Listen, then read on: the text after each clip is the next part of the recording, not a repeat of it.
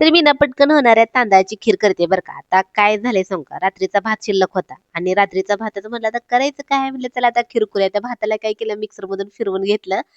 कढई गरम करायची, तूप पण संपलं होतं. आहे नाही तेवढं तूप सगळं मी कढईमध्ये घेतलं ओतून. भात आहे तर मिक्सरमधून फिरवून घेतला होता. तो तुपात व्यवस्थित परतून घ्यायचा आणि परतून झाला.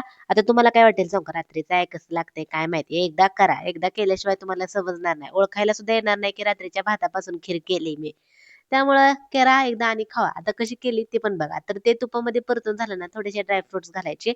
भरपूर असं दूध घालायचं. दूध घालायला कंजूसी अजिबात करायची नाही. छान असं दुधामध्येच आता ऑलरेडी भात तर शिजलेलाच आहे. त्यामुळं काय अगदी एक उकळी येऊ द्यायची. छान अशी उकळी आली का दुधाचा कलर चेंज होतोय. छान सगळं मिक्स होते, एकजीव होते. आता मला सध्या काय झाली सवय लागली सांगू का, असं साखर थोडीशी कॅरमलाइज करून मी घालते. त्यानी टेस्ट छान लागते. अगदी बासुंदीसारखं लागतंय.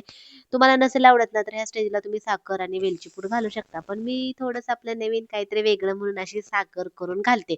काय करायचं दुसऱ्या पॅनमध्ये साखर घालायची. अगदी पातळ झाली, कलर चेंज झाला की मग ते असं गरम-गरम घालायचं आणि मस्त अशी आपली तांदळाची खीर तयार झाली. एक नंबर वाटते बरं का. वाटते ना, एक नंबर लागते. त्यामुळे तुम्हाला वाटणार नाही रात्रीच्या भाताची केली. कशी झाली नक्की सांगा.